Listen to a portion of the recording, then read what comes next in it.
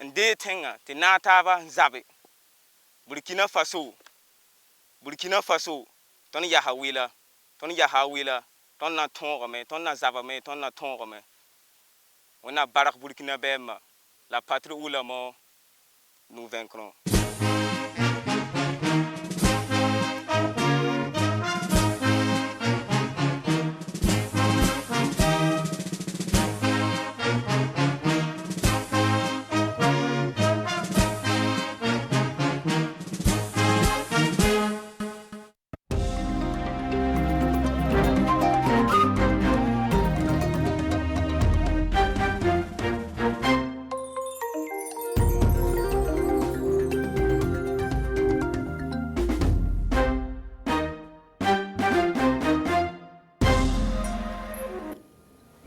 Corruption et blanchiment de capitaux au Burkina Faso, le CORAG pointe du doigt un réseau de douaniers et de magistrats indélicats. À travers leurs manœuvres, ces douaniers obligeaient leurs victimes, les chauffeurs routiers, à leur verser des sommes d'argent. Une fois pris dans leur forfaiture, ils sont automatiquement blanchis par des magistrats corrompus selon le communiqué numéro 3 du CORAG.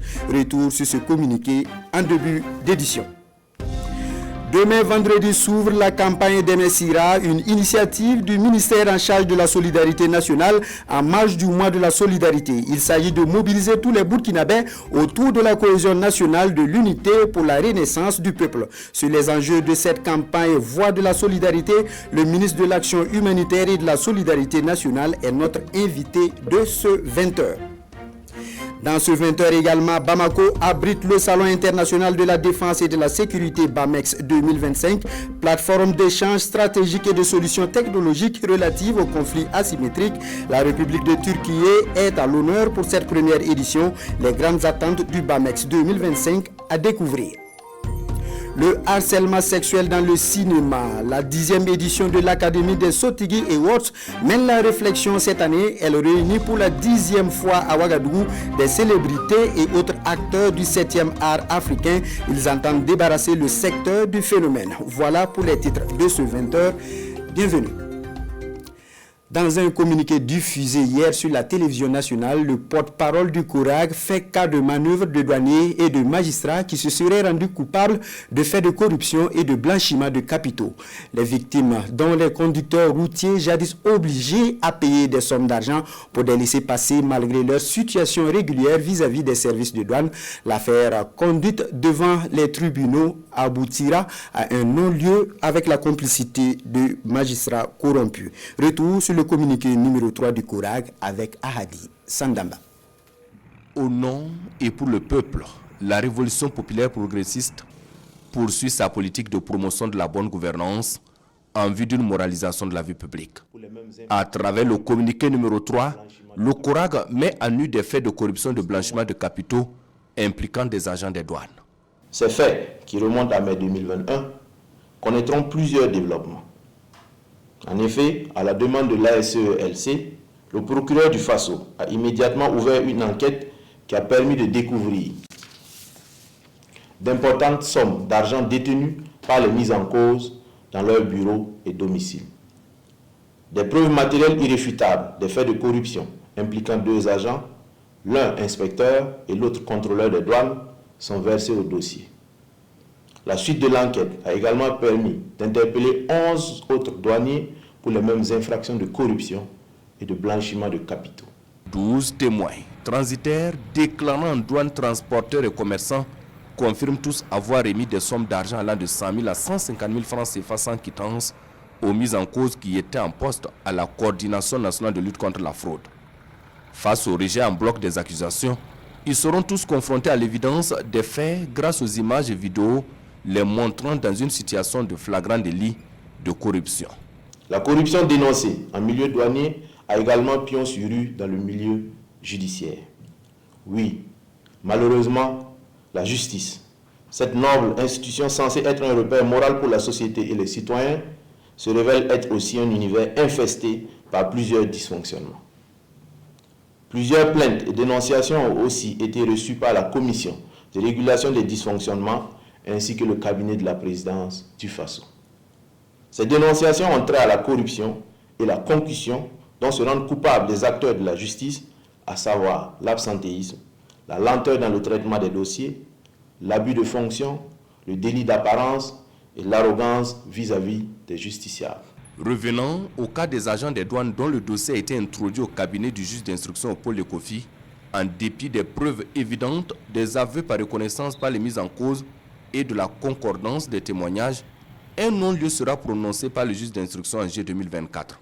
Non satisfait de cette décision, le procureur du Faso fera appel de l'ordonnance du juge d'instruction devant la chambre d'instruction de la cour d'appel qui va manquer de corriger la première décision. Cette confirmation du non-lieu, nonobstant les preuves flagrantes, fragilise l'effort de lutte contre la corruption et envoie un signal extrêmement négatif sur l'efficacité et la rigueur du pôle judiciaire spécialisé. À l'issue de cette mascarade judiciaire, les mises en cause parviennent à obtenir auprès des juges ayant connu du dossier l'identité des dénonciateurs ainsi que des pièces de la procédure, non content de violer un principe sacré du droit, à savoir la protection de l'identité du dénonciateur. L'un des douaniers mis en cause se paie le luxe d'attraire le dénonciateur devant un juge qu'il corrompt en contrepartie d'une condamnation sévère de ce citoyen qui a voulu contribuer à la manifestation de la vérité. Par la suite, une série d'interpellations d'acteurs de la justice suivies d'auditions effectuées courant le mois d'octobre 2025 va révéler un vaste réseau d'agents indélicats à la cour d'appel de Ouagadougou. 10 magistrats et un avocat sont mis en cause. D'importantes sommes d'argent ont été engagées pour des actes de corruption et d'influence ayant entraîné une instruction biaisée et un jugement partisan du dossier. Pour des faits aussi graves impliquant des hommes de droit, garants d'une justice exemplaire et égalitaire, une campagne de désinformation et de dénigrement a été une fois de plus menée par des médias mensongers occidentaux, notamment français, fidèles à leur mission, qui accusent les autorités burkinabées d'avoir mis aux arrêts des magistrats pour, selon eux, des faits antérieurs qui les incrimineraient.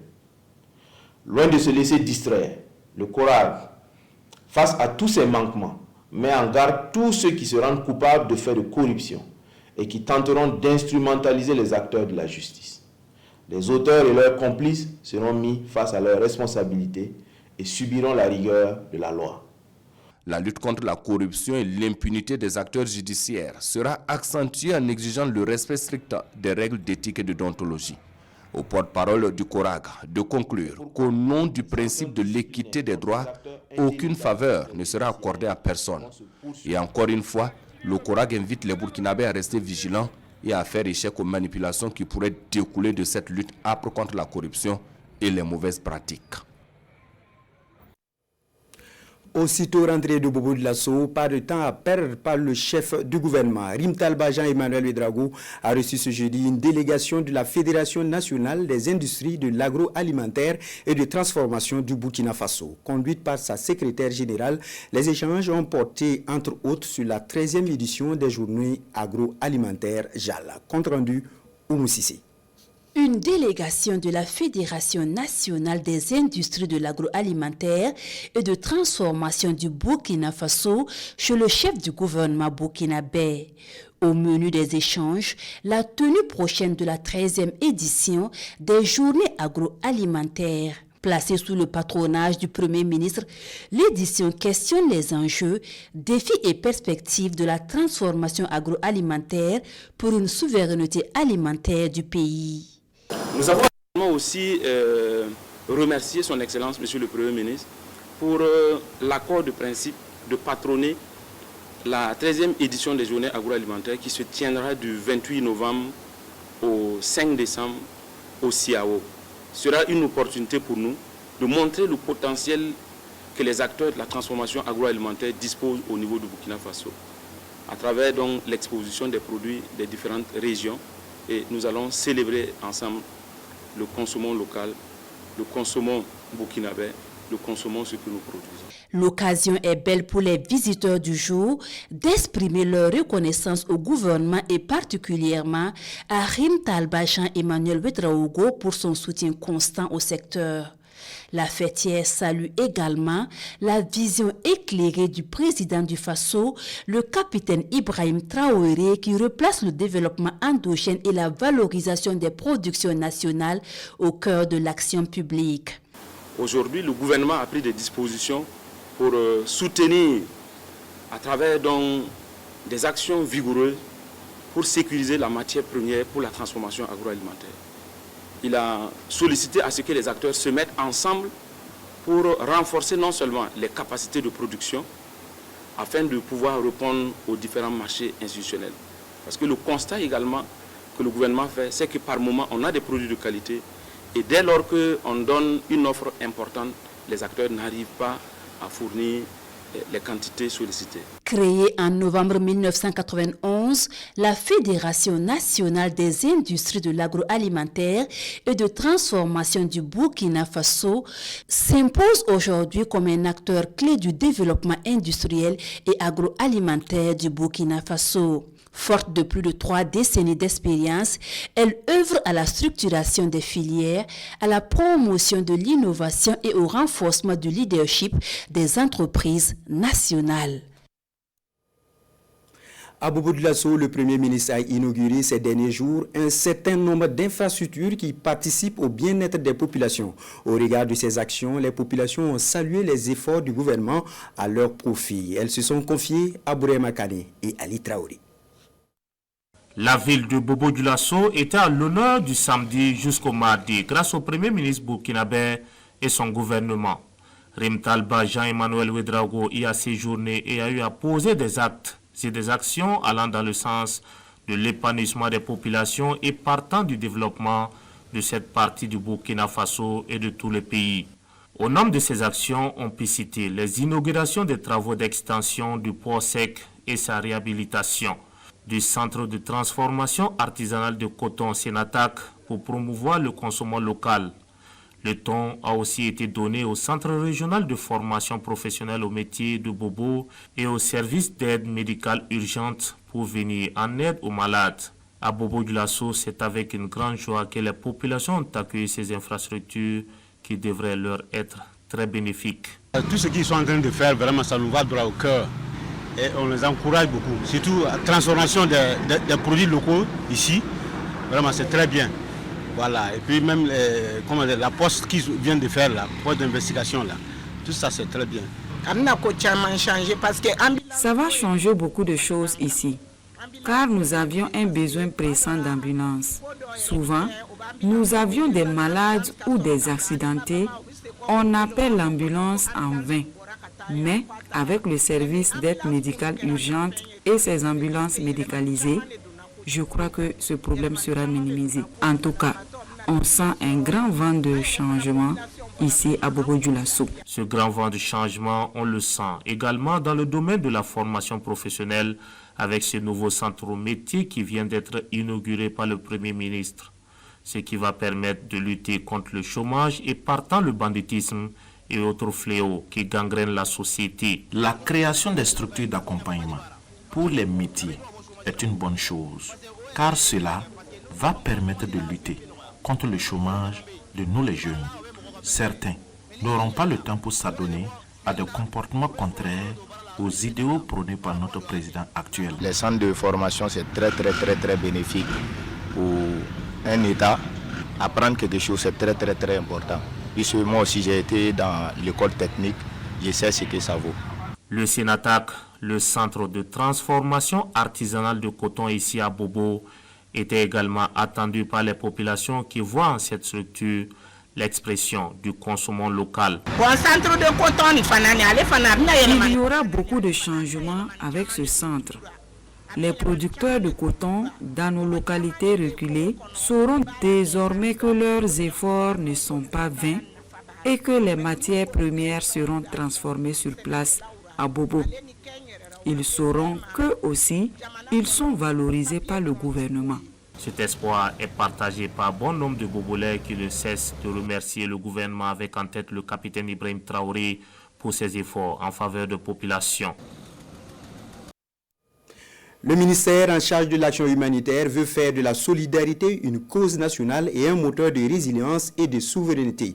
D'où la campagne Deme Sira aux voies de la solidarité. Elle vise à mobiliser tous les Burkinabés et renforcer la cohésion nationale.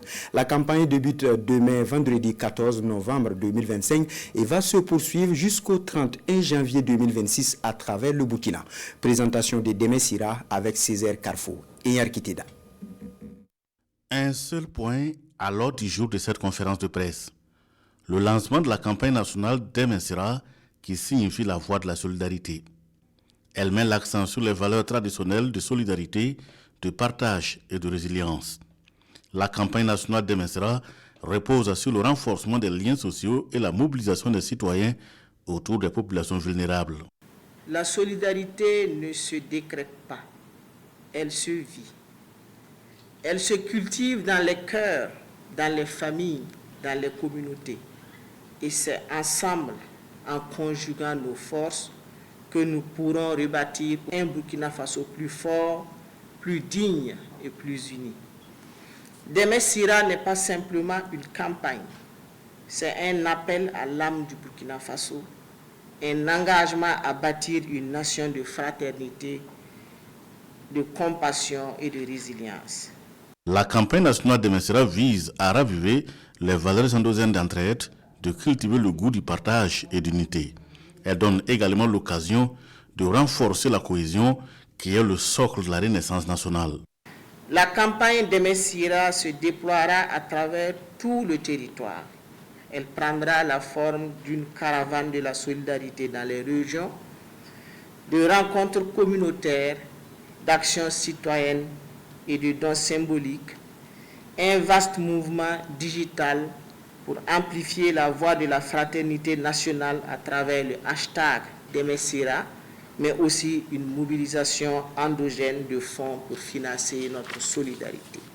Pour y arriver, le gouvernement compte sur la mobilisation de tous, citoyens, entreprises et acteurs économiques, partenaires techniques et financiers, ainsi que la diaspora. À travers cette nouvelle trouvaille, les autorités veulent faire du Burkina Faso la patrie du cœur et du partage. La campagne s'étend du 14 novembre 2025 au 31 janvier 2026. Et pour plus d'éclairage sur les enjeux de la campagne Voix de la solidarité, nous recevons le ministre de l'Action humanitaire et de la solidarité nationale, le commandant Pélagie Kaboré. Bonsoir. Bonsoir à vous et bonsoir aux téléspectateurs de la RTB. Quelle est la philosophie générale qui soutient cette campagne? Il faut dire que Deme Sira signifie littéralement la voix de la solidarité en langue nationale djoula.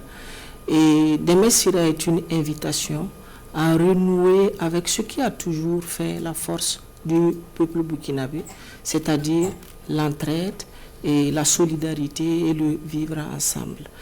Dans un contexte sécuritaire et humanitaire assez complexe, où la crise en tout cas a des répercussions sociales très profondes, Deme Sira nous invite à renouer avec nos valeurs endogènes de solidarité et de vivre ensemble. Et Deme Sira nous rappelle que la solidarité n'est pas un luxe et la solidarité n'est pas une option. La solidarité est une nécessité vitale pour nous et pour le peuple burkinabé, non seulement pour reconstruire le tissu social, mais aussi pour renforcer la résilience du peuple burkinabé. Alors, vous allez lancer cette campagne demain, vendredi. En attendant, quels sont les objectifs principaux? Les objectifs de Deme Sira sont d'ordre citoyen, culturel et aussi stratégique. Il faut dire que, premièrement, Deme Sira va nous permettre de remettre la solidarité au cœur de la vie nationale comme le levier de notre vivre ensemble. Et aussi, Deme Sira va permettre de mobiliser tous les Burkinabés, toutes les forces vives de la nation, les citoyens de l'intérieur, la diaspora, les sociétés privées, les forces de défense et de sécurité, les VDP, les OSC et tous les partenaires de l'État à contribuer d'une manière ou d'une autre à la solidarité nationale au Burkina Faso. Et aussi, Demain Sira va nous permettre de valoriser les actions du gouvernement et de ses partenaires en faveur de la solidarité et du vivre ensemble. Parce que nous avons beaucoup de mécanismes, nous avons des structures qui sont mises en place par l'État pour pouvoir permettre de réguler certaines situations, mais qui sont malheureusement souvent méconnues du public. Donc demain, cela va nous permettre de mettre en lumière des structures comme le Fonds national de solidarité, qui est le fonds qui accueille toutes les mobilisations qui seront faites, que ce soit en nature ou en espèces, et pour pouvoir redéployer au profit des personnes qui en ont le plus besoin. Ensuite, il faut dire que nous avons des structures comme les cours de solidarité, qui sont des cours qui sont un peu partout dans le Burkina Faso, où un Burkinabé qui a un problème pour se loger ne doit pas dormir à la rue, il peut aller dans une cour de solidarité, se faire prendre en charge. Mais se faire prendre en charge, ça ne veut pas dire tomber dans l'assistanat prolongé, c'est pouvoir lui permettre de se relever en lui offrant des formations professionnalisantes et au métier, et en lui permettant en tout cas de mettre en place une activité génératrice de revenus pour pouvoir se prendre en charge et se réintégrer dans la société. Et enfin, ça va nous permettre en tout cas de mobiliser des ressources en nature et en espèces pour pouvoir restaurer la dignité humaine de toutes les personnes qui sont dans le besoin. Alors, mon commandant, peut-on avoir une idée des activités prévues pour cette campagne? Il faut dire que Demain Sira va se déployer sur plusieurs axes. Nous allons avoir le lancement déjà demain avec la cérémonie. Ensuite, nous allons avoir la caravane de la solidarité qui va partir de Ouagadougou et qui ambitionne de sillonner toutes les régions du Burkina Faso avec le flambeau de la solidarité qui sera allumé à l'occasion de la cérémonie de lancement. Nous allons avoir des théâtres forats, nous allons avoir des causeries éducatives, nous allons avoir des spots télé, nous allons avoir des enregistrements de personnalités, en tout cas qui ont œuvré beaucoup pour la solidarité au Burkina Faso. Nous allons avoir aussi des dons de sang, des repas communautaires sur l'ensemble du territoire, et le tout pour pouvoir sensibiliser et mobiliser les Burkinabés autour de la solidarité. Nous allons aussi avoir une semaine nationale thématique où chaque jour nous allons mettre à l'honneur une de nos cibles, c'est-à-dire une journée pour les veuves, les orphelins, une journée pour les personnes handicapées, les personnes âgées, les personnes déplacées internes. Et pendant cette semaine thématique, nous allons demander aux Burkinabés chacun de pouvoir poser une action au profit de ces cibles particulièrement. Et nous allons avoir un concours national sur les bonnes pratiques de solidarité qui va recevoir un prix spécial du président du Faso au Gala de la solidarité qui est prévu pour se tenir le 31 janvier 2026. Et gala au cours duquel nous allons aussi distinguer des personnalités qui œuvrent beaucoup pour soutenir l'action du gouvernement dans la solidarité nationale. Alors, cette campagne implique toutes les couches sociales. Comment les citoyens peuvent-ils participer ou contribuer à cette campagne? Il faut dire que tous les citoyens, tous les Burkinabés, où qu'ils soient, peuvent participer à cette campagne. Il faut se dire que ça peut se manifester d'une façon ou d'une autre. Et chaque geste, aussi petit soit-il, compte pour nous, pour cette campagne. Donc, il ne s'agira pas forcément de donner de l'argent, mais il s'agit de poser des actes concrets. Ça peut se traduire par un repas qu'on partage avec des personnes vulnérables, par un voisin qu'on soutient, par un orphelin qu'on scolarise, et par être une famille d'accueil pour des personnes déplacées internes, par donner son soutien et son aide à une personne âgée. Donc l'essentiel ici pour nous est que tous les Burkinabés se sentent impliqués et que chaque Burkinabé se dise qu'il peut être un acteur du changement qui est souhaité à travers cette campagne. Alors, Madame le ministre, pour terminer, quel message souhaitez-vous adresser au peuple burkinabé à travers cette initiative?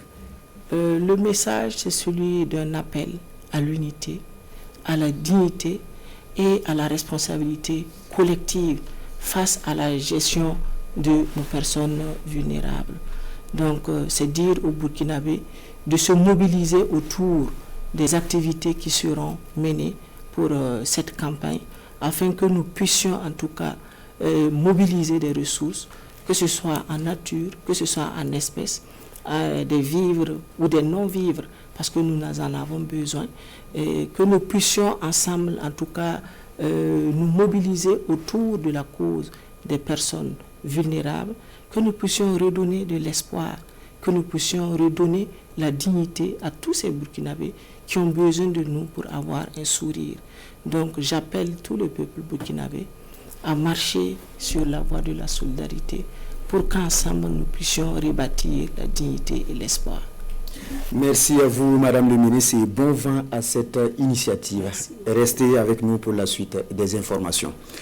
Mettre 5000 spécialistes en santé à la disposition de tous les hôpitaux du Burkina en 5 ans. C'est l'ambition de l'initiative présidentielle pour la santé. Cela passe par une réforme engagée avec l'adoption de l'examen classant national qui est désormais la porte d'entrée pour la spécialisation des médecins au Burkina Faso.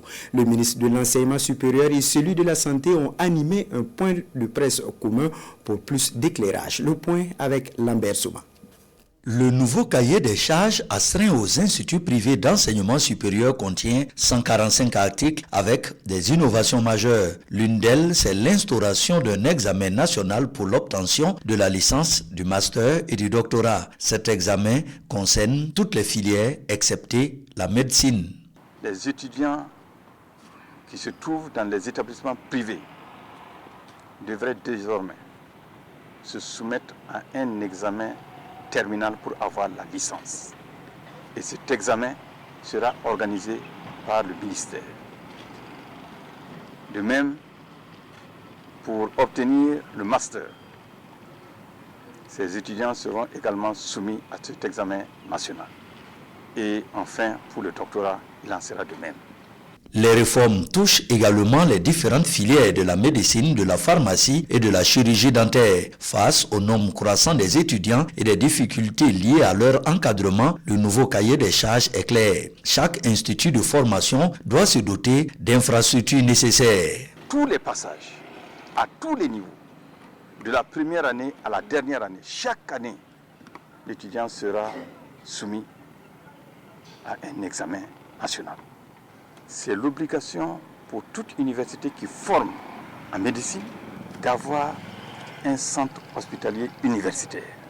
Nous ne pouvons pas nous permettre de mettre sur la place de l'emploi, le marché de l'emploi, des médecins qui présentent des insuffisances.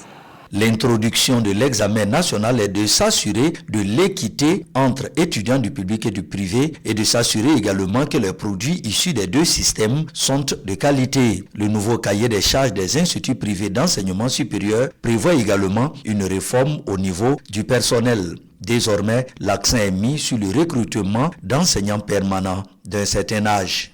Une autre réforme majeure, c'est l'obligation pour toutes les IPES, désormais, de recruter des enseignants permanents, selon des quotas qui sont définis dans le cahier des charges. Si je prends encore une fois de plus, la plupart des domaines, pour chaque filière que vous ouvrez, vous avez l'obligation d'avoir des enseignants permanents pour chacune des filières.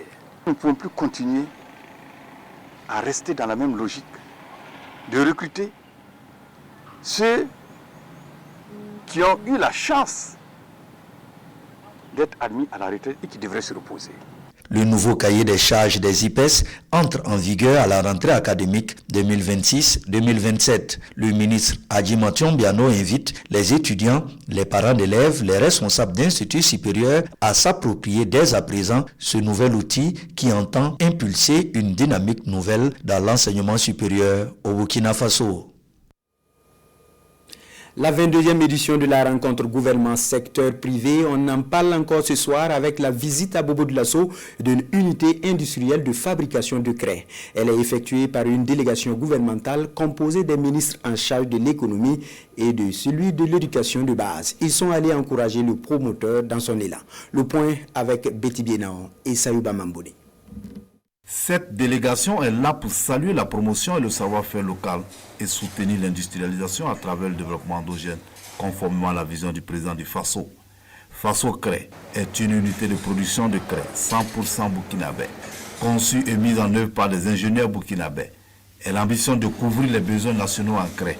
La délégation gouvernementale parcourt donc les différents ateliers de fabrication depuis la préparation jusqu'au conditionnement.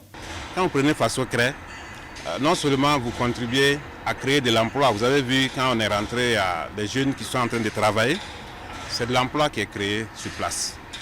Et si on n'achète pas à Faso Craie, on va importer. Si on importe, ce sont des devises qui sortent du pays. Donc c'est une entreprise qui contribue à créer de la valeur à l'intérieur. Donc ces genres d'entreprises, ce sont les entreprises que nous encourageons. Donc notre visite ce matin avec mon collègue en charge de l'enseignement, c'est vraiment pour dire que le gouvernement soutient Faso Craie et le gouvernement va faire ce qu'il peut pour accompagner Faso Craie dans son expansion et faire en sorte que dans un futur proche, Faso Craie soit la référence en matière de craie au Burkina et qu'à un moment donné, on n'ait plus besoin d'importer la craie parce qu'on se dit qu'il y a de la production locale suffisante. Ouverte en 2020, Faso Craie produit annuellement plus de 35 000 cartons et emploie une trentaine de jeunes. Elle alimente plusieurs établissements d'enseignement de la région du Guirico et du Burkina Faso. Et cette visite gouvernementale est, au dit des promoteurs, une source d'encouragement et de motivation. Un grand honneur, un sentiment de joie, en tout cas qui nous anime ici de recevoir le ministre des Finances et le ministre de l'Éducation de base. Naturellement, ça va permettre à Faso Craie de grandir parce que si vous avez des ministres de la République qui s'intéressent à ce que nous faisons ici, notamment la production et la commercialisation des craies scolaires, cela veut dire que, en tout cas, à quelque part, ce qu'on fait, les autorités ont un regard dessus, ils savent qu'on existe et ils sont prêts, en tout cas, à nous accompagner. En soutenant les entreprises locales, les autorités entendent stimuler la création d'emplois, la transformation locale et la souveraineté économique. Restons à Bobo Dioulasso où les ressortissants de la commune rurale de Koti dans la province du Tuy et l'Union des pépiniéristes jardiniers de la région du Guirico ont investi le site Faso Mebo avec du matériel, du ciment, des plantes de plusieurs espèces et la somme de 350 000 francs CFA. Des dons comme contribution à la construction des zones urbaines du Burkina Faso. La remise avec Hassan Gourabou et Salam Dabal. 5 tonnes de ciment, 4 brouettes, 10 pelles et 5 paires de gants, c'est la réponse de la commune rurale de Koti, dans la province du Tuy, à l'appel du président du Faso, le capitaine Ibrahim Traoré, pour la construction du pays. Un engagement citoyen et patriotique qui vise à contribuer à l'édification de la nation. La population de la commune de Koti a exprimé sa volonté d'accompagner l'initiative présidentielle Faso Mebo que notre gouvernement a lancée. Et depuis lors, en tout cas, il y a eu des contributions de part et d'autre selon leurs capacités. Et nous avons pu mobiliser et ce qui nous a permis aujourd'hui d'avoir ce que nous avons envoyé d'ici. Parce que les femmes ne veulent pas aussi rester en marge de cette initiative du gouvernement. Donc nous nous sommes mobilisés vraiment pour apporter notre contribution pour le bien-être du pays. Pour l'Union des pépiniéristes jardiniers de la région du Guirico, construction de voies et pose de pavés rime avec aménagement du paysage urbain. Pour joindre l'acte à la parole, elle fait don de 400 plantes de plusieurs espèces et la somme de 350 000 francs CFA à l'initiative présidentielle Faso Mebo. Objectif pour cette structure, contribuer à l'embellissement de nos villes. Ce geste, ça signifie beaucoup de choses. Oui, ça signifie que les pépiniéristes aussi ont songé à mettre la main dans la pâte pour aider le président dans son parcours à l'endroit de la population. Si tout le monde pouvait prendre notre exemple, je croyais que ça pourrait s'avancer. On pouvait construire le Burkina Faso ensemble. C'est une bonne initiative qui va permettre d'accompagner Faso Mebo, surtout dans l'aménagement paysager. Parce que nous savons que au niveau des routes, il faut effectivement planter pour non seulement rendre la ville très belle, rendre également les villes agréables, en circulant qu'on puisse vraiment se reposer de temps en temps. Avant de prendre congé du site de l'initiative présidentielle, les donateurs du jour ont participé aux travaux de chargement et de confection de pavés. La mobilisation autour de cette initiative présidentielle est constatée à travers toutes les régions du Burkina. Faso Mebo Dédougou, dans les Bankuis, reçoit 10 tonnes de ciment de la part des forces de défense et de sécurité.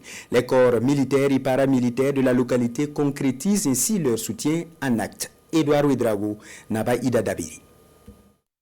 Sur le site de réception des dons de l'initiative Faso Mebo, 6 au commissariat, la hiérarchie des corps militaires et paramilitaires viennent apporter une dizaine de tonnes de ciment.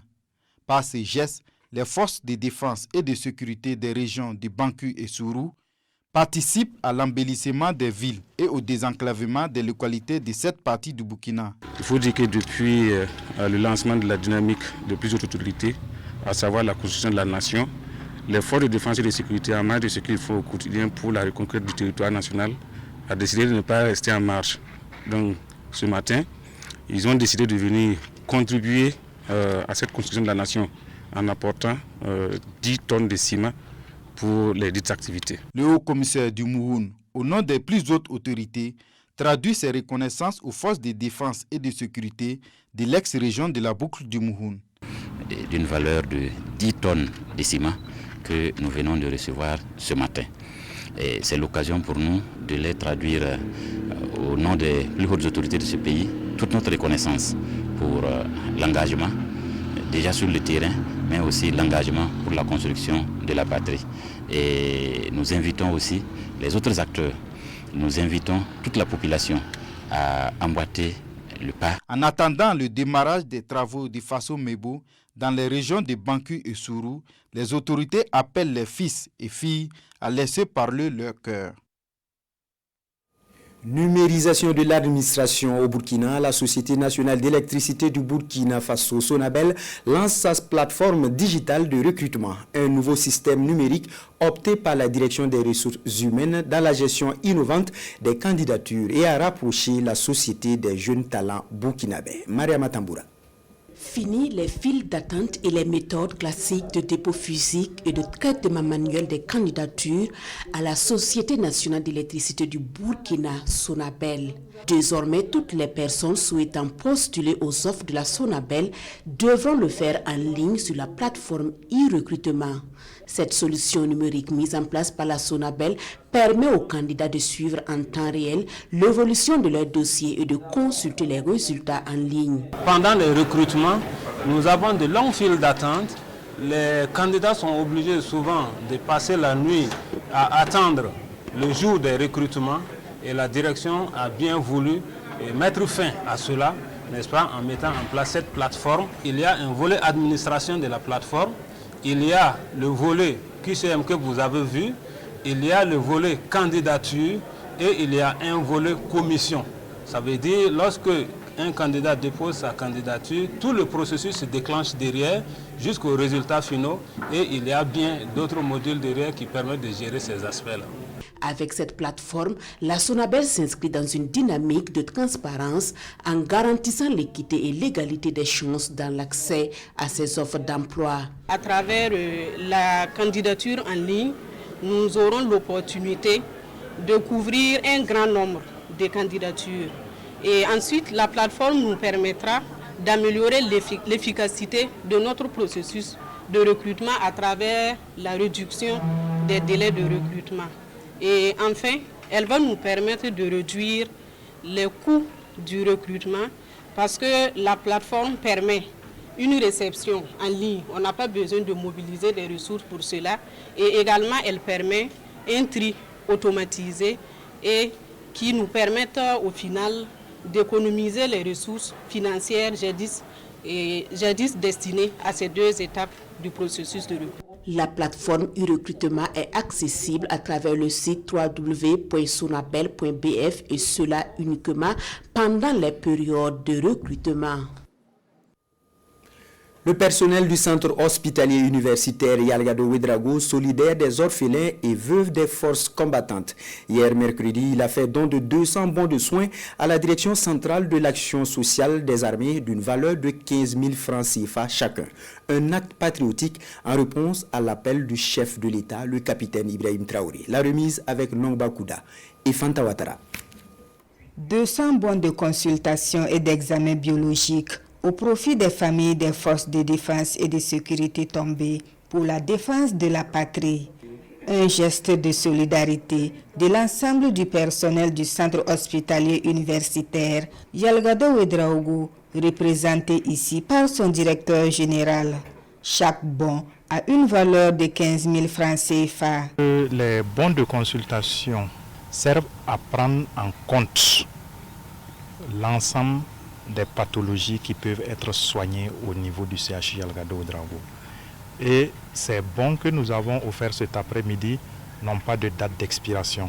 Donc c'est des bons qui peuvent être utilisés à tout moment par les bénéficiaires de ces bons, bénéficiaires qui seront orientés au CHU Yalgado Ouedraogo par la direction de l'action sociale du service des armées. Pour la directrice centrale de l'action sociale des services psychologiques des armées, ce soutien honore la mémoire des héros tombés pour la reconquête de l'intégrité du territoire national.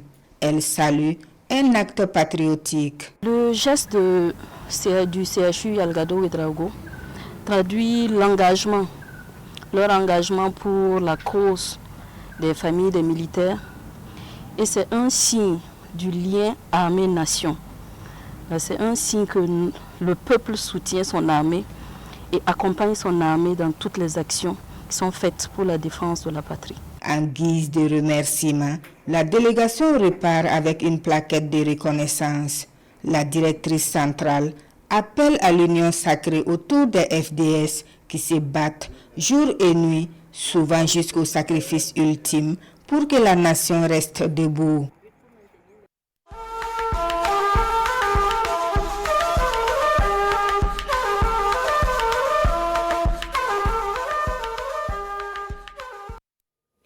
Tout d'abord, Bamako, où se tient le Salon international de la défense et de la sécurité BAMEX 2025. Rendez-vous technologique et stratégique adapté aux conflits asymétriques, le BAMEX 2025 entend ouvrir des horizons pour les États africains au plan des innovations. La République de Turquie est le pays invité d'honneur à cette première édition. La cérémonie d'ouverture avec Mamari Kone et Aliou Touri.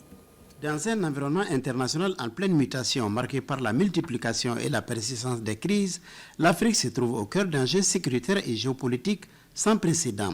Une situation qui fragilise sa stabilité et hypothèque son développement.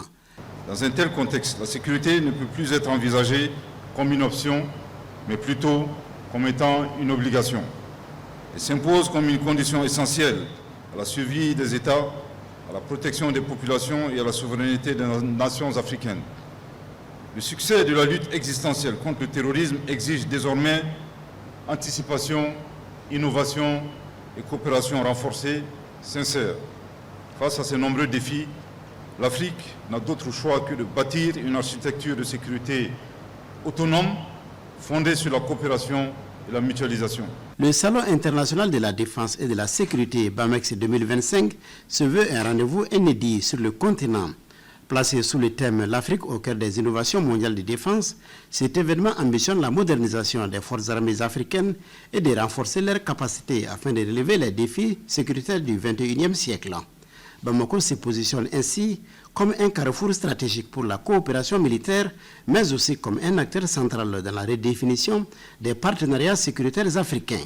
Le Salon international d'exposition de la défense et de la sécurité de Bamako, BAMEX 2025, est né de cette conviction profonde, celle que la sécurité et la souveraineté des nations africaines doivent reposer d'abord sur leurs propres forces, leurs propres compétences et leurs propres alliances. Ce n'est donc pas un hasard que le BAMEX 25 est placé sous le haut patronage de son Excellence le général d'armée Assimi Goïta, président de la transition, chef de l'État, chef suprême des armées. En effet, le président de la transition, chef de l'État, a toujours accordé la priorité au renforcement des capacités des forces de défense et de sécurité maliennes, afin de leur permettre de s'acquitter de leur mission régalienne de défense du territoire national et de protection des populations et de leurs biens. Pour le chef du gouvernement, les modèles traditionnels de financement reposant sur l'assistance extérieure, les prêts militaires étrangers ont montré leurs limites. Face à la situation, la Turquie propose des approches novatrices fondées sur la coopération industrielle et le cofinancement, comme l'a laissé entendre le directeur du salon. À Ouagadougou, les forces vives de la région du Kadiogo se sont retrouvées ce matin autour du président de la Commission nationale de l'Alliance des États du Sahel, Bassolma Bazi. Avec lui, il a été question d'échanger sur les missions de l'institution pour une meilleure appropriation de l'AES par les populations. Le point avec Jean-Hugues Bayala et Jean-Modeste Ouedraogo. Devant un public composé du gouverneur de la région du Kadiogo, des autorités administratives, coutumières et religieuses, mais aussi de nombreux jeunes et femmes mobilisés, Bassolma Bazi déroule le message de l'Alliance des États du Sahel. La conférence régionale consiste à présenter un certain nombre d'éléments, mais pas que. Elle consiste aussi à écouter, à recenser et à transmettre à qui de droit ce que les communautés pensent, ce que les populations pensent. Dans une communication à la fois pédagogique et engagée, il revient sur la genèse de cette alliance, née le 16 septembre 2023, de la volonté de Burkina Faso, du Niger et du Mali. Le président de la Commission nationale AES ajoute que cette alliance est une réponse historique face à des décennies de domination politique, économique et culturelle. Très critique vis-à-vis de l'impérialisme, il appelle les populations à rester unies autour des trois dirigeants de l'Alliance, à savoir le général Assimi Goïta du Mali, le général Abraman Tiani du Niger et le capitaine Ibrahim Traoré de Burkina Faso. La marche reste longue, peut-être difficile, mais on doit en avoir conscience et être prêt à consentir le sacrifice, parce que ce n'est pas une question de nous qui sommes là actuellement, c'est une question des enfants et c'est une question de nos arrière-petits-enfants. Le message de Bassolma Bazi a forcément touché des cœurs et l'AES se présente comme une boussole pour toute l'Afrique. L'AES est une dynamique que nous, en tant que panafricanistes, nous portons parce que nous pensons que l'AES peut être le noyau de l'unité africaine, qui est un objectif que, en tant qu'Africains, nous recherchons le plus. Nous ne pouvons pas nous développer en tournant dos à qui nous sommes, à notre passé, à nos sources. Il nous faut un retour fondamentalement dans les sources pour y prendre tout ce qui est positif parce que nous en avons besoin. Cette rencontre régionale du Kadiogo s'inscrit dans une vaste campagne de sensibilisation nationale menée par la commission AES sur toute l'étendue du territoire. Une démarche qui vise à ancrer les valeurs de l'Alliance dans les esprits. Ici, à Ouagadougou, les participants ressortent très satisfaits et plus déterminés. Aujourd'hui, nous avons décidé de prendre notre liberté.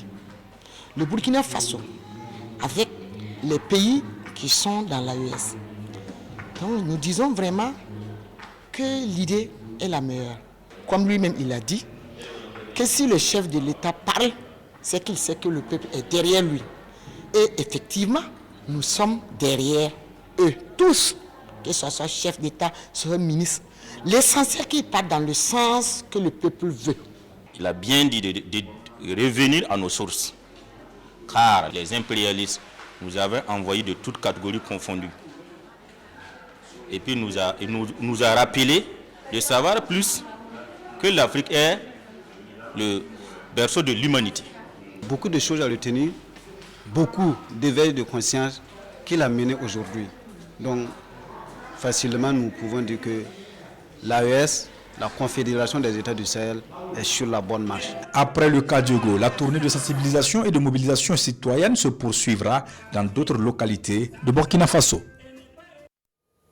À Niamey, le secrétaire général adjoint de la présidence de la République a procédé hier à l'ouverture officielle d'un séminaire de haut niveau. Les travaux portent sur l'édification de la Confédération des États du Sahel dans le contexte de la refondation. Farida Yazoua. Ce séminaire s'inscrit dans la dynamique de la refondation nationale prônée par les plus hautes autorités de la refondation et vise à renforcer les capacités des cadres de l'administration sur les fondements, les objectifs et les implications de la Confédération des États du Sahel, un projet commun porté par les pays membres de l'Alliance des États du Sahel AES. Cette activité entre dans le cadre des missions à nous assigné par son Excellence le général d'armée Abdourahmane Tchani, président de la République, mission qui se décline comme suit. Conduire les réflexions prospectives sur l'évolution de la Confédération des États du Sahel. Deuxièmement, proposer les mesures et actions à entreprendre dans le sens de l'opérationnalisation de la Confédération.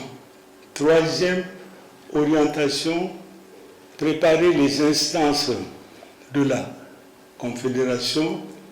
Quatrième orientation, proposer, contribuer à la sensibilisation sur la finalité même de la Confédération. En ouvrant ce séminaire, les autorités entendent donner une nouvelle impulsion à la compréhension des enjeux de la Confédération des États du Sahel.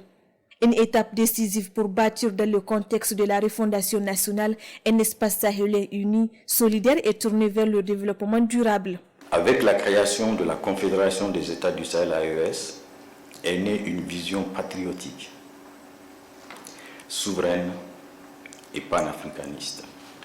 Pour la consolidation donc de cette vision, il est impératif de contrer le terrorisme sous toutes ses formes et de garantir le développement de nos pays tout en nouant des relations à travers des rapports bilatéraux et multilatéraux fondés sur de nouveaux paradigmes. Au cours des travaux, les participants ont assisté à la présentation de plusieurs communications portant notamment sur les enjeux politiques et institutionnels de la Confédération, les mécanismes d'intégration économique et sociale et la contribution de chaque département ministériel à la réussite de la refondation nationale dans ce nouveau cadre sous-régional.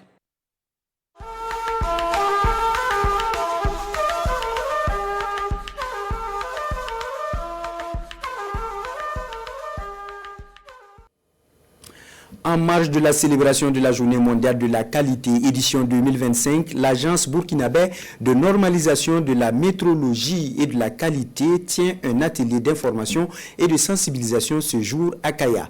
L'objectif de cette rencontre est de sensibiliser les acteurs socio-économiques de la région des Koulsé sur l'importance de la qualité et promouvoir la satisfaction du client, mais aussi encourager l'innovation et reconnaître le rôle central des professionnels de la qualité. Souleymane Sawadego, Salimata Ouedraogo.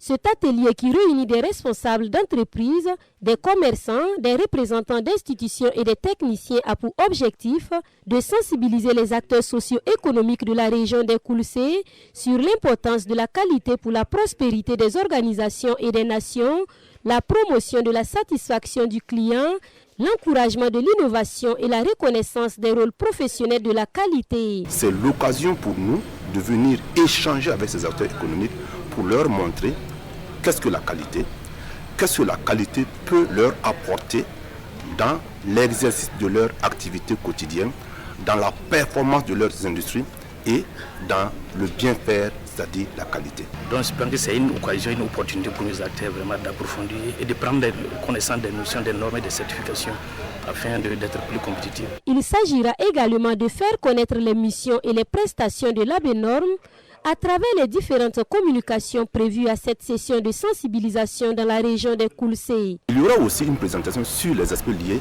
aux bonnes pratiques d'hygiène. Les bonnes pratiques d'hygiène et de qualité, c'est vraiment un atout majeur pour ces acteurs-là. Au sortir de cet atelier, l'ABNORM attend donc à ce que les participants s'approprient les bonnes pratiques et les mettent en œuvre dans les activités quotidiennes. La vision étant de faire de l'ABNORM un organisme important aux prestations internationalement reconnues qui garantit la mise sur le marché des produits conformes aux exigences spécifiées et contribue à la protection du consommateur. Cette information avant de poursuivre, le mardi 11 novembre dernier s'est ouverte au musée régional de Novosibirsk en Russie l'exposition dénommée La grandeur en bronze, sculpture traditionnelle au Burkina Faso. C'est un événement culturel majeur marquant une nouvelle étape dans le renforcement du dialogue humanitaire entre la Russie et le Burkina Faso. Organisé par le Centre de diplomatie publique qui gère également la maison russe à Ouagadougou en collaboration avec le ministère en charge du commerce du Burkina Faso. Cette exposition présente pour la première fois en Russie une collection exceptionnelle de sculptures en bronze créées par des maîtres burkinabés perpétuant les traditions séculaires de la fonte et de la sculpture. L'idée d'organiser cette exposition est née lors de la rencontre entre le président du Faso, son Excellence le capitaine Ibrahim Traoré, et le député russe honorable Dimitri Saveliev à l'occasion des célébrations du 9 mai. Cette rencontre a ouvert la voie à une coopération culturelle active entre les deux pays. Cette exposition marque une étape majeure dans la concrétisation du jumelage entre Novosibirsk et Ouagadougou. L'accord de jumelage a été signé à la suite de l'inauguration de l'exposition. Toujours en culture, l'artiste burkinabé Tania a présenté hier son nouvel album Gondal en fulfulde et unité en français. 10 titres autour de la paix, le vivre ensemble et la réconciliation. Une œuvre multicolore avec différentes collaborations. Présentation Oumoussissé. Rakiri. Ce titre de nouvel album de l'artiste Tania illustre la beauté de la parenté à plaisanterie au Burkina Faso. Un titre en featuring avec deux grandes vedettes de la chanson traditionnelle au Burkina Faso, Nana Bibata et Zougna Zaramda.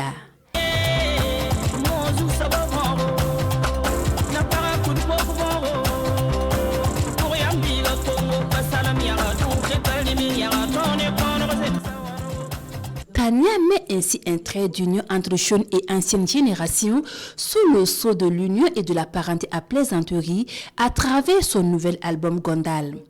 Gondal, deuxième album de l'artiste, est présenté officiellement ce 12 novembre. L'album représente l'unité nationale, comme je l'ai dit à travers le titre Gondal, qui est en langue fulfulde, qui veut dire le vivre ensemble, la solidarité. Donc c'est une manière de transmettre à travers ma voix, à travers mes inspirations, à la population burkinabé, qu'on continue d'être solidaire, d'être unis pour un Burkina meilleur. Au total, 10 titres figurent dans l'album Gondal.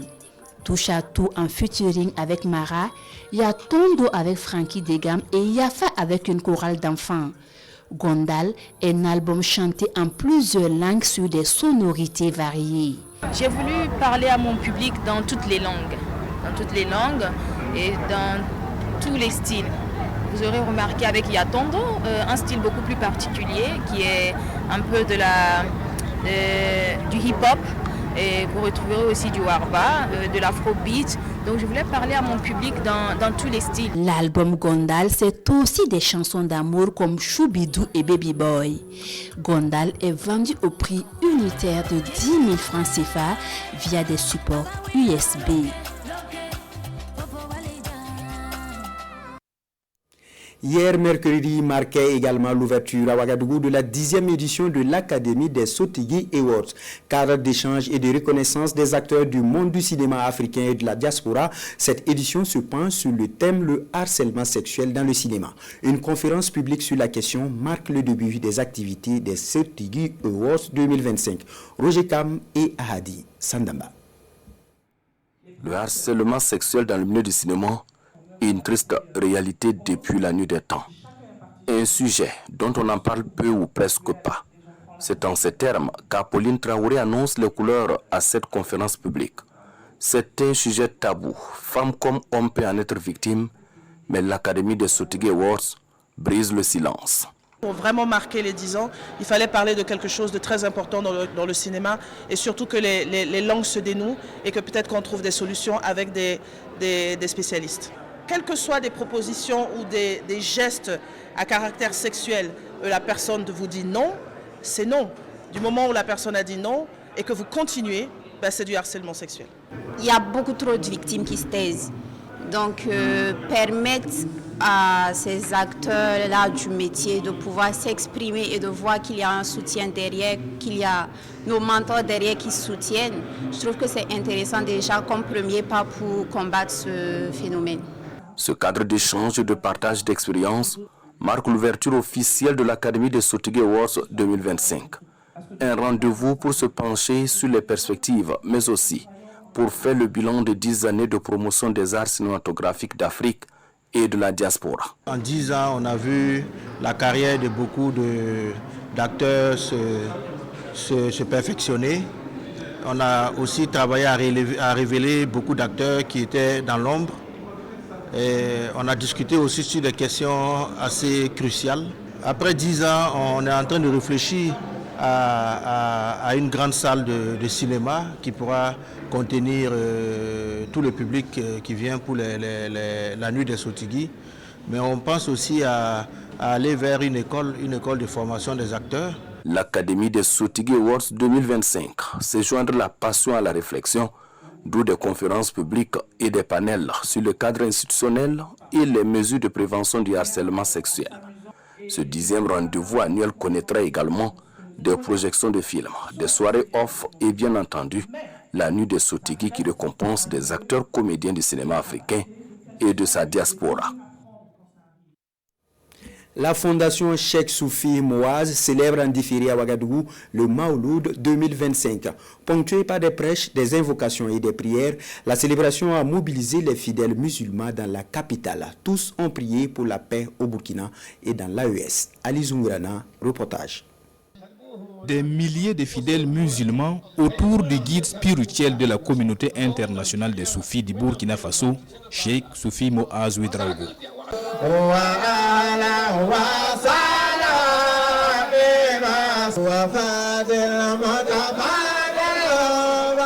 Venus des 4 coins du Burkina Faso, d'Afrique et d'Europe, ils célèbrent la naissance du prophète Mohammed.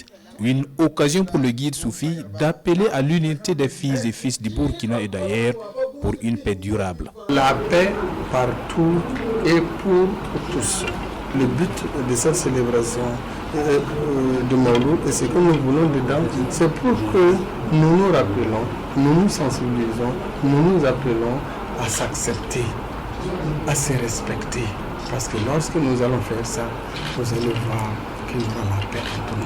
À travers des enseignements du Saint-Coran, les hadiths et la sunna du prophète, les différents prêcheurs montrent la voie à suivre pour une véritable cohésion nationale. Cette commémoration, c'est aussi un rendez-vous de prière et d'invocation pour le retour de la paix au Burkina Faso. La prière que moi je vais faire, c'est pour la paix dans notre pays. C'est pour la paix pour tous les Burkinabés. C'est pour que Dieu protège le Burkina davantage, protéger ses autorités, protéger l'AES, protéger la sous-région et le monde entier. À cette 16e édition de la commémoration du Mawlud pour la communauté soufie, le thème « Acceptation de l'autrui et le respect mutuel, facteur de cohésion sociale et de paix durable » prend tout son sens. Les adeptes des différentes communautés religieuses en un même endroit pour un idéal commun, la paix. Cap sur Casablanca où les étalons du Burkina ont poursuivi les entraînements hier avec un groupe presque complet. La séance a permis de peaufiner les derniers réglages tactiques et l'accent a été mis sur la cohésion du groupe, les automatismes collectifs et la mise en place de la stratégie pour cette fenêtre FIFA et la Coupe d'Afrique des Nations. Nos envoyés spéciaux à Casablanca, Urbain Benito Somé et Alex Zagri. Échange de mots entre le nouveau directeur technique Vicenzo Alberto Anes et le sélectionneur national Brahma Traoré à l'entame de cette séance d'entraînement. Ce mercredi soir, sur la pelouse naturelle du complexe sportif Kahrama de Casablanca, c'est le directeur technique qui a la charge de diriger cette séance sous le regard du maître à penser Brahma Traoré. Le temps de 90 minutes bien rythmé et centré sur la mise en place tactique. Nous avons travaillé sur le plan tactique d'abord, avant de passer à un jeu qu'on veut voir contre le Niger. Et tous les joueurs ont adapté, ils ont compris que le message et nous avons fait un bon travail. Dans une ambiance détendue, le groupe presque au grand complet poursuit sa préparation en vue des 2 prochaines sorties. Les étalons abordent cette fenêtre FIFA avec plus de sérénité. On connaît tous l'ambiance qui règne au sein de notre groupe. Voilà, ça nous fait toujours plaisir de se retrouver, de se revoir et de passer du temps ensemble. Et bien vrai que voilà, cette trêve elle est un peu difficile pour nous. On a raté la Coupe du Monde de peu, les barrages de peu, mais voilà, c'est ça aussi les grandes compétitions. Il faut accepter et voilà, utiliser ces 2 matchs pour préparer la CAN qui arrive très vite. Je suis très content, très heureux d'être là. Déjà depuis le début, tous les matchs sont importants, donc on est concentré. On attend le jour du match pour montrer ce qu'on apprend à l'entraînement. À 38 jours du coup d'envoi de la Coupe d'Afrique des Nations Maroc 2025, ces 2 rencontres seront des tests de grandeur nature pour le Burkina Faso. D'abord le 14 novembre contre le MENA du Niger et le 18 contre les Guépards du Bénin. Ce sont les 2 derniers matchs avant la fête continentale et nous sommes conscients de la situation et nous allons mettre tout le sérieux pour pouvoir vraiment faire de bons matchs contre le Niger d'abord et après contre le Bénin parce que vous savez bien on est attendu à la CAN donc c'est une bonne préparation pour nous. L'effectif est désormais presque au grand complet à l'exception du gardien Hervé Kofi attendu dans les prochaines heures dans l'écurie. Voilà qui met fin à cette édition. Merci de l'avoir suivi. Bonne suite de programme à toutes et à tous.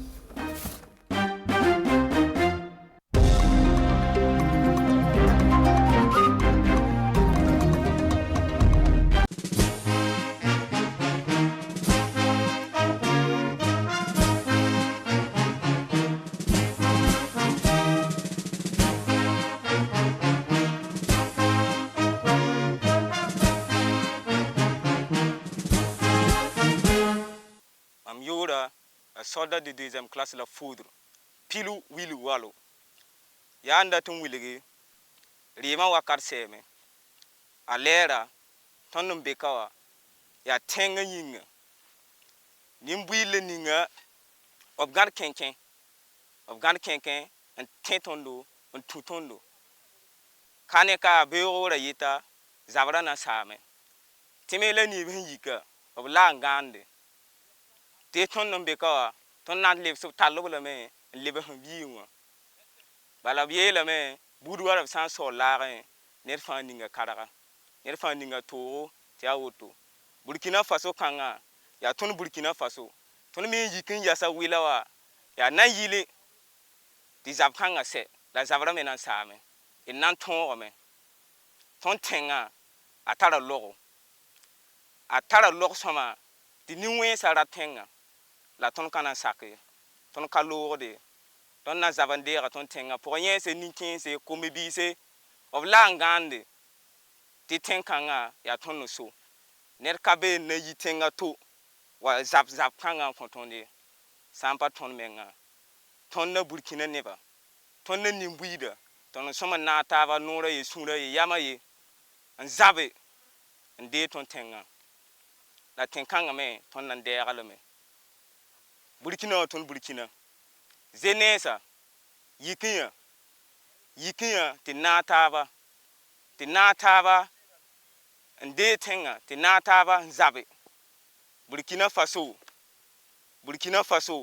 ton ya hawila ton na tongame ton na zabame ton na tongame on a barak Burkina bema la patrie ou la mort nous vaincrons.